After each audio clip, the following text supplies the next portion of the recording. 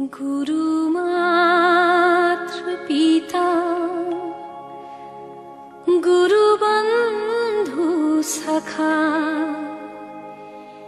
तेरे चरणों में स्वामी मेरे कोटि प्रणाम।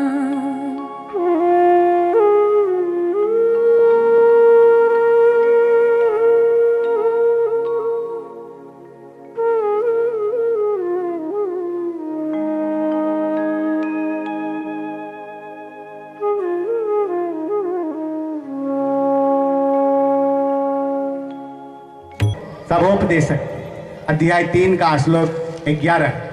ईश्वर ने पृथ्वी को क्या देखा? बेडोल पड़ी है। तब जो है सो ईश्वर ने पृथ्वी को खूबसूरत बनाया था। उत्पत्ति अध्याय 1 का श्लोक 2।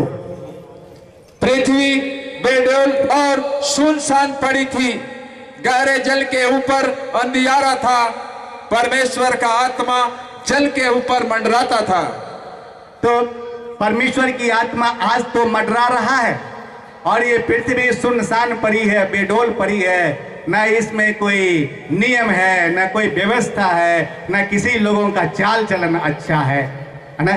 तब जरूरत क्या पड़ी ईश्वर को? इस पृथ्वी को खूबसूरत बना देने की। और इसी कारण ने उस ईश्वर ने अपने पहले पुत्र को भेजा और आज्ञा दिया कि जा इस पृथ्वी को फिर से खूबसूरत बना दे, क्योंकि इसी ईश्वर पुत्र के द्वारा ये सृष्टि रची गई थी। उसने सब कुछ ऐसा बनाया कि अपने अपने समय पर वे सुंदर होते हैं। परमेश्वर आपके जीवन में चमत्कार करने वाले, वो आपको तृप्त करेगा।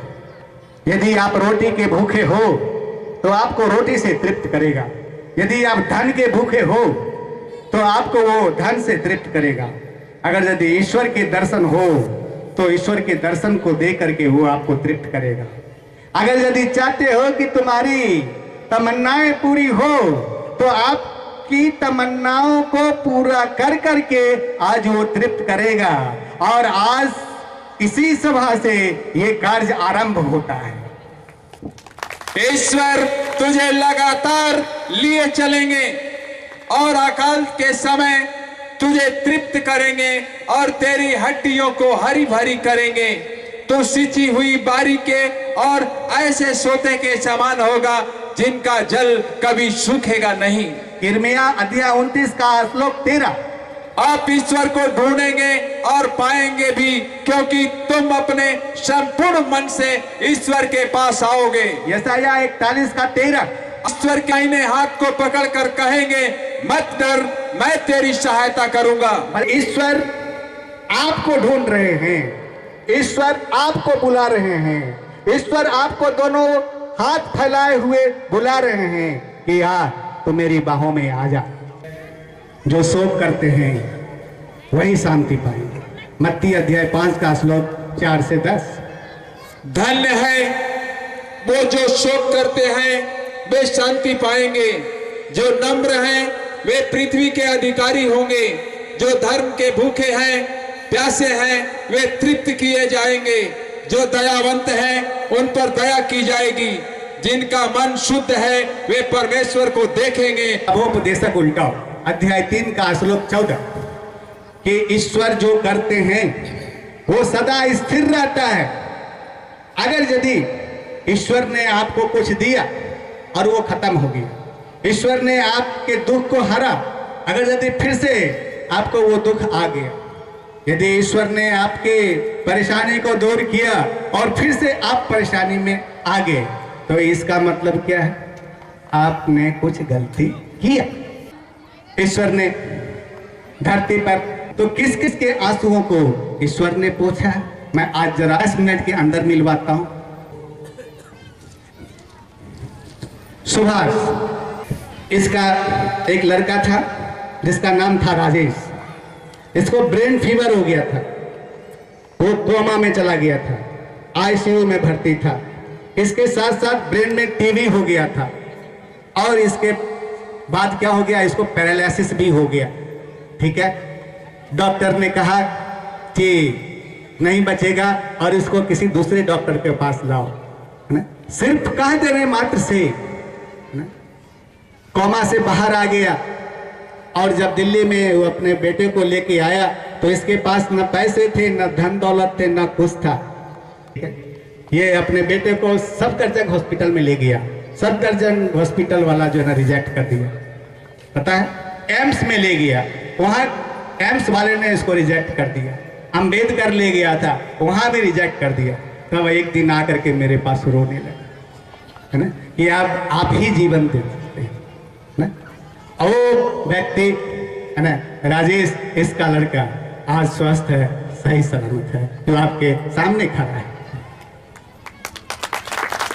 गुरुदेव की कृपा है कि जो आज हमारे लड़के के जीवन दिए। दूसरा, भोरे जी आए हैं। ये अपने गांव में गए थे, करंट ने इनको ऊपर खींच लिया था। बस के ऊपर गए थे सामान उतारने के लिए, इनके बचने की कोई उम्मीद नहीं थी। उस दिन रविवार का दिन था और सत्संग हो रहा था। सत्संग को स्टॉप करके सब आदमी के सामने ब्लेसिंग्स करने की बात जब आई तो ये कहां पर है किसी को नहीं मालूम, जगह मालूम नहीं। तब मैंने इससे पूछा कि तहसील तो कम से कम बता दो कि किस तहसील के अंदर है वो पड़ा हुआ। तब विजय जी ने बताया था कि इस तहसील में पड़ता है। तो मैं पूरा तहसील को ही घेर दिया था और ईश्वर के आशीष से भर दिया था, और वो आपके सामने है। इसके आंसुओं को, इसके परिवार वाले के आंसुओं को ईश्वर ने स्वयं पूछा। मेरे को 11,000 लाइन में करंट लगा था। मैं बस पे चढ़ गया तो पता ही नहीं लगा कब चढ़ा, और उसके बाद करंट लगा तब भी नहीं मालूम पड़ा मेरे को, मैं गिर गया। सब लोग उठाने गए, उसके बाद मेरे को पता ही नहीं लगा। फिर वो शायद 2 घंटे बाद मैं भाभी जी ने फ़ोन किया, फिर गुरु जी ने ब्लेसिंग किया और जिला को कवर करके, और मेरे को 2 घंटे बाद होश आ गया। किसी तरह की कोई दिक्कत नहीं आई, और ईश्वर का धन्यवाद बहुत बहुत। ईश्वर ने इसके आंखों को पोंछा, इनके परिवार वाले के आंसुओं को पोंछा। आज देख रहे हैं कि आपके सामने गवाही दे रहा है। राम जी आए हैं। ये आजादपुर में रहते हैं। जब मैं सो रहा था तो अचानक इनका फोन आया कि हमारे जीजा जी की हालत बहुत सीरियस है, बहुत खराब है, अब ये जो है सो नहीं बचेंगे। मैंने कहा कि ऐसी हालत में हमको जो फोन करते हो, बेटर है कि पास के नज़दीक के हॉस्पिटल में ले जाओ। तो हमारे पास इतने वक्त नहीं है कि हम हॉस्पिटल तक भी ले जाएं। अगर ले जाने के लिए भी मैं सोचूंगा तो रास्ते में ही मर जाएंगे, खत्म हो जाएंगे। तो मैंने कहा कि इनको कुछ नहीं होगा, है ना, तुम हॉस्पिटल में चलने की तैयारी करो और मैं देखता हूँ। वहाँ जाने के बाद ये पता चला कि मैक्स हॉस्पिटल में एडमिट किया।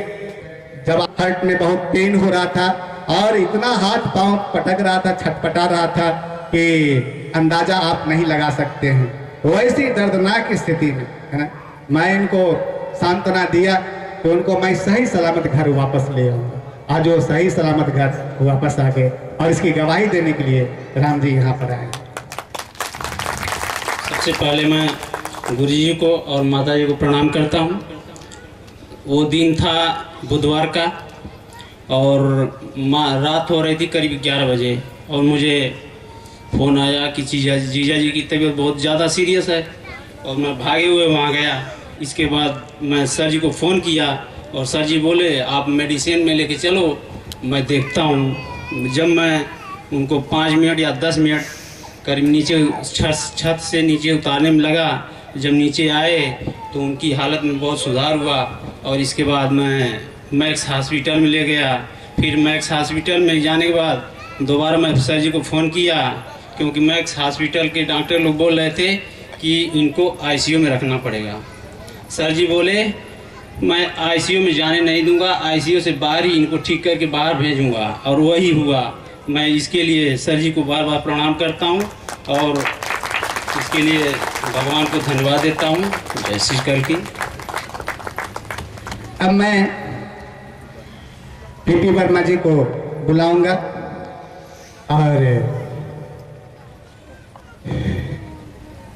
इनके साली जी हैं जिनका नाम सर्वेश जी है।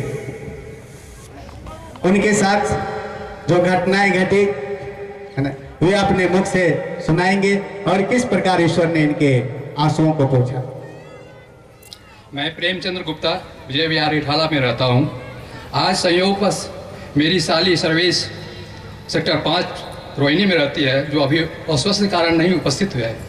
इस सभा में यदि उपस्थित रहती तो हमें अच्छा लगता। मैं उनके बारे में गवाही देने आया हूँ। उन्होंने गुरुजी को शिव तांडव करते हुए देखा। गुरुजी के सिर पर जटाएं थी, माथे पर चंद्रमा था तथा एक पैर में कड़ा पहने हुए थे।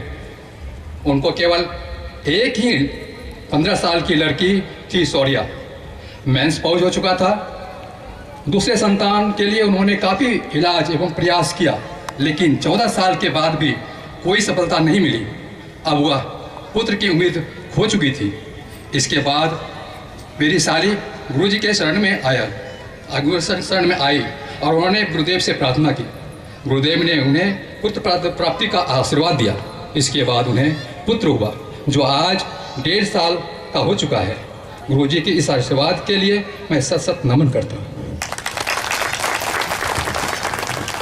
और लास्ट में मैं आपको राम रतन जी से मिलवाऊंगा। मैं चाहूँगा कि राम रतन जी और उनकी पत्नी दोनों स्टेज पर आए। जब ये हमारे पास आए थे तो अचानक बहुत रोने लगे और मैं तो एक क्षण के लिए घबरा गया था कि क्या हो गया ना? फिर इनसे पूछने के बाद इन्होंने कहा कि मेरी बात के छाती में कैंसर हो गया है, अब तो ये मर जाएगी। डॉक्टर ने कहा कि अब जो है सो ये नहीं बचेंगे। ठीक है, और रोने लगे। फिर मैंने इनको सांत्वना दिलाया और इसके बाद जब इन्होंने टेस्ट करवाया तो टेस्ट सब नेगेटिव आ गया और इनका जो कैंसर था छाती का वो ठीक हो गया। किसी भी केमोथेरापी की जरूरत नहीं पड़ी, किसी भी ऑपरेशन की जरूरत नहीं पड़ी। वो आपके सामने गुरुजी ने जो भी कहा है आप लोगों को वो 100% सत्य है। हमारे पास सारे डॉक्यूमेंट भी हैं। प्रशांत, अगर डॉक्यूमेंट यहाँ पर है तो दिखा दो। मैंने बहुत सारे टेस्ट करवाए। यहाँ तक हमारे पास पैसे की भी कमी आ गई थी। उस समय मैंने गुरुजी से प्रार्थना किया कि मैं किसी के लायक नहीं हूँ। अब हमारा जो जीवन साथी है इससे मैं काफी दूर होने वाला हूँ। गुरुजी ने मेरी प्रार्थना को स्वीकार किया। यहाँ तक कि मैं पैसों की बात नहीं, लाखों के टेस्ट हमारे पास आज भी मौजूद हैं, जो कि महीने में मैंने ज़्यादा नहीं 10-15 लाख रुपए जो है ऐसे ही खर्च कर दिया। मुझे यही समझ में आया कि मेरे पास अब धन भी नहीं है, तो अब गुरु का ही आशीर्वाद मुझे ज़रूरत पड़ेगी। तो मैं गुरुजी के पास आया और गुरुजी से विनम्र निवेदन किया और उन्होंने हमारी इच्छा को पूरा किया।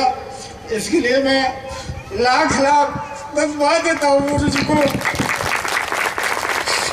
आज एक स्त्री मेरा साथ है, हमारी पत्नी, जिसे गुरुजी ने दिया है। मेरे पास कुछ भी नहीं था। ये सत्य है, ये सत्य है। तो आपने देखा ईश्वर ने इनके आंखों के आंसू को कैसे पोंछ डाला। वही ईश्वर आज आपके भी आंसू को जो है सो पोंछ डालेंगे। अशोक निषाद, आजमगढ़, ग्राम चटकलिका, पोस्ट मतौलीपुर से। इनको ब्लड कैंसर था। इनको ब्लड कैंसर हो गया और HB 3.8 था। गांव के सभी लोग जो है सो इसको कह रहे हैं कि नहीं बचेंगे। इनके भाई का भी लड़का था, एक पहले इसी बीमारी में मर चुका था। ठीक है, इनके पास धन नहीं थे, इनके पास रुपये नहीं थे, इनके पास इतने जमीन जायदाद नहीं थे कि ये जो है सो अपना इलाज करवाता। ये गांव से पैसा चंदा इकट्ठा कर करके इनका इलाज हुआ है। कई बार नासिक से भी इनके लिए लोगों ने चंदा दिया और इनका इलाज हुआ, लेकिन इससे कुछ भी नहीं हुआ, कुछ भी फर्क नहीं हुआ। तब अचानक जब मुझे फोन किया गया, मालूम हुआ, तो मैंने कहा कि जाओ, है ना, उसके सारे पाप को मैं माफ करता हूँ और वो जो है सही सलामत रहेगा। और मेरा मैसेज दो कि वो जो है सो बचा रहेगा, वो नहीं मरेगा, वो आज आपके सामने है।